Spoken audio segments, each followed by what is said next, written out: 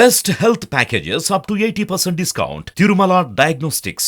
Hello everyone, మీరు చూస్తుంది India's largest digital media network Suman TV. నేను మీ కీర్తి. ఈరోజు మనతో పాటు ఉన్నారు ప్రముఖ మోటివేషనల్ స్పీకర్ శ్రీదేవి గారు. హాయ్ శ్రీదేవి గారు. ఒత్తిడి లేని బ్రతుకే లేదు.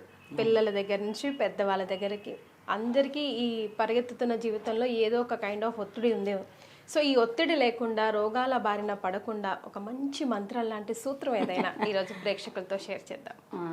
మంచి మంత్రం అంటే ఇప్పుడు ఫస్ట్ ఆఫ్ ఆల్ ఒత్తిడి స్ట్రెస్ ఎందుకు వస్తుంది అనేది తెలుసుకుంటే దాన్ని నివారించుకోవడమే దానికి మనం మంత్రం అని చెప్పొచ్చు. అయితే మేజర్గా ఒత్తిడి అనేది రెండు కారణాలు చెప్పొచ్చు మనం. అంటే there are so many reasons, కానీ దాన్ని మేజర్గా మనం రెండు కేటగిరీస్లో తీసుకోవచ్చు. ఒకటి ఏంటి అంటే ఇష్టం లేని పని చేయడం. అంటే మనకి ఇష్టం లేకుండా ఏదైనా చేస్తున్నప్పుడు మనం చాలా స్ట్రెస్ ఫీల్ అవుతాం. అది ఏదైనా సరే, ఇంట్లో పనులు కావచ్చు, బయట జాబ్ కావచ్చు, లేదా చదువు కావచ్చు, ఏదైనా సరే ఇష్టం లేని పని చేసినప్పుడు ఒత్తిడి ఫీల్ అవుతాం. సో అదొక ఫ్యాక్టర్. ఇంకొక ఫ్యాక్టర్ ఏంటంటే ఓవర్గా మనిషి టైర్డ్ అయిపోవడం, స్ట్రెస్ అయిపోవడం.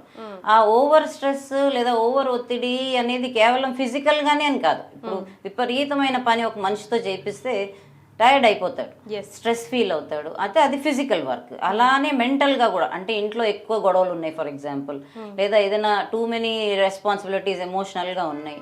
సో అది కూడా ఒక రకమైన స్ట్రెస్ అనే అనొచ్చు. ఇంకొకటి ఏంటి, ఫైనాన్షియల్ ఇష్యూ. సో ఫైనాన్షియల్గా ఎక్కువ బర్డెన్స్ ఉన్నప్పుడు, అప్పులు, లోన్స్ ఇవన్నీ ఎక్కువ ఉన్నప్పుడు ఇది కూడా ఒక ఫ్యాక్టరే.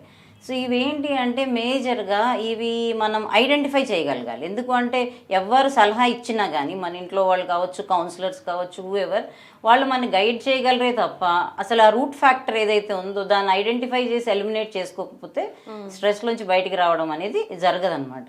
సో మేజర్గా ఈ టూ ఫ్యాక్టర్సే. ఒకటి ఇష్టం లేని పని. ఇష్టం లేని పని అంటే ఇప్పుడు ఒక్కొక్కసారి అది అన్అవాయిడబుల్ అయిపోతుంది. ఇప్పుడు పిల్లల దగ్గర నుంచి తీసుకుందాము, ఒక బైపీసీ ఇష్టం ఉన్నవాడిని ఎంపీసీ గ్రూప్లో వేసాము. ఇంకా అక్కడి నుంచి అతని అయిష్టత అనేది స్టార్ట్ అవుతుంది. తర్వాత ఇంజనీరింగ్ ఇష్టం ఉండదు, చేసే జాబ్ ఇష్టం ఉండదు, ఇంకా లైఫ్ అంతా అది ఇంకా కంటిన్యూ, ఇట్లా క్యారీ ఫార్వర్డ్ అనమాట, అలాగే కంటిన్యూ అవుతూ ఉంటుంది. అలా అనేసి ఇప్పుడు ఒక ఇంజనీర్గా వర్క్ చేస్తున్న స్థాయిలో ఇప్పుడు నాకు ఇది నచ్చలేదు అంటే తను he can't go back and join BiPC, కుదరదు, వెనక్కి వెళ్ళలేడు.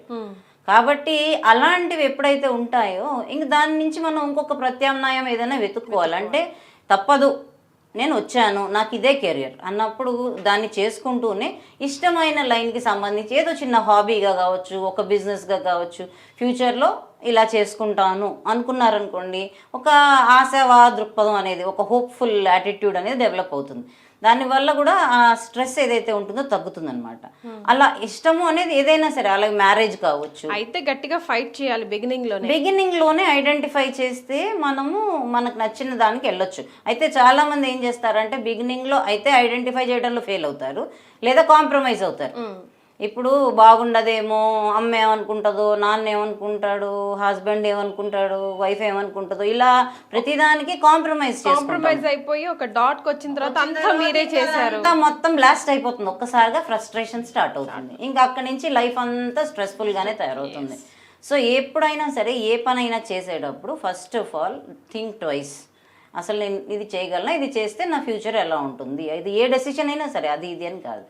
అలా చేసుకుంటే వీలైనంత వరకు ఒత్తిడిని నివారించవచ్చు. కానీ ఇప్పుడు ఏంటంటే క్లారిటీ లేదు జనానికి, ఏదో ఒకలాగా. ఇప్పుడు పెళ్లి కావడం లేదు ఒక అతనికి, చూస్తాడు ఇంకొక 5 years నుంచి మ్యాచెస్ చూస్తున్నాం కదా, కాన్లే 6th year అయినా ఇంకెంతకాలం వెయిట్ చేస్తాం, కాంప్రమైజ్ చేసుకుని ఏదో దానికి అడ్జస్ట్ అవుతాడు, కానీ నచ్చదు.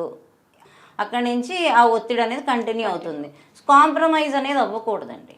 కాంప్రమైజ్ అయితే ఫ్రస్ట్రేషన్ స్టార్ట్ అవుతాయి. లేదు, కాంప్రమైజ్ అయితే అన్ని రకాలుగా కాంప్రమైజ్ అవ్వాలి. కాంప్రమైజ్ అయ్యాక మళ్ళీ తర్వాత హాఫ్ మైండెడ్గా అస్సలు ఉండకూడదు. అది ఫస్ట్ ఫ్యాక్టర్.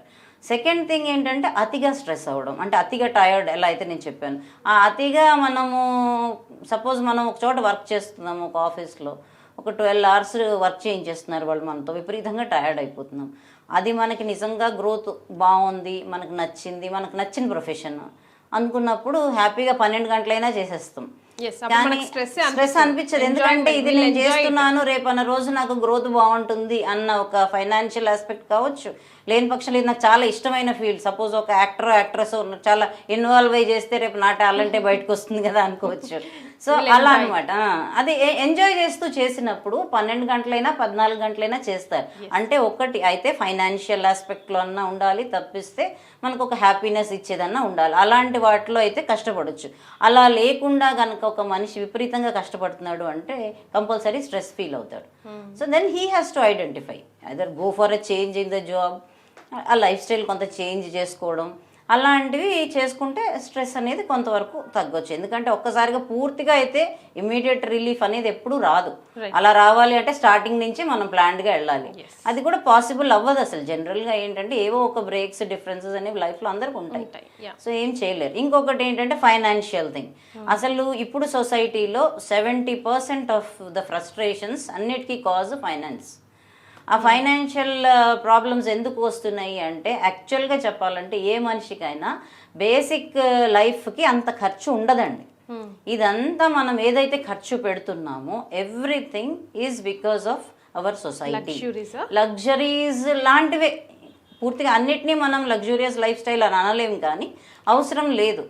మనము మినిమలిజం అనే ఒక కాన్సెప్ట్ వస్తుంది ఈ మధ్య. అది ఎప్పుడైనా వేరే మాట్లాడదాం. గెట్ ఆన్ అవ్వచ్చు. ఇది మెయిన్ థింగ్, కరెక్ట్ వర్డ్ అది. గెట్ ఆన్ అయిపోవచ్చు మనం. కానీ ఏంటంటే గెట్ ఆన్ అవ్వడం వేరు, ఇంకొంచెం బాగా గెట్ ఆన్ అవుదాం అనే తాపత్రయం మనిషిని ఆ ఇంకొంచెం అనే దానికి ఆ బార్డర్ క్రాస్ చేసేలా చేస్తుంది. ఆ బార్డర్ క్రాస్ చేసినప్పుడు తెలియకుండానే అప్పులు, లోన్లు, ఫైనాన్స్లు ఇవన్నీ ఎక్కువ తీసుకుని అది కట్టలేక స్ట్రెస్లో ఉంటున్నారు. అలాంటి వాళ్ళని జనరల్గా మనం ఎవరైనా సరే మనం ఇమీడియట్గా గైడ్ చేయలేం. ఎందుకంటే దాంట్లోంచి బయటికి రావాలి, అంతవరకు ఓర్పు వహించాలి. కాకపోతే ఏంటంటే అలాంటివి కంటిన్యూ కాకుండా చూసుకుంటా స్లోగా బయటకు వచ్చేయగలిగితే మెయిన్ స్ట్రెస్ ఫ్యాక్టర్ అయితే సొసైటీలో మ్యాక్సిమం ఇదేనండి. ఫైనాన్షియల్ ఆస్పెక్ట్స్ వల్లే చాలా మంది సఫర్ అవుతున్నారు. ఇంకా అదర్ టీనేజర్స్, యూత్ వీళ్ళందరికీ అదర్ ఎమోషనల్ ఇష్యూస్, ఫ్యాక్టర్స్ అవి ఉండొచ్చు, చదువులు అవి. కానీ బట్ చిన్న విషయాన్ని కూడా పెద్ద భూతద్దంలో చూసి దానికోసం ఎక్కువసేపు ఆలోచించి దాన్ని సాగదీసి దాని గురించి ఫైటింగ్లు చేసి అది ఒక సైకలాజికల్ ప్రాబ్లం. అది ఎప్పుడు కూడా ఎందుకు వస్తుంది అంటే చాలా కాలం ఒకలాంటి నెగ్లిజెన్స్కి గురైన.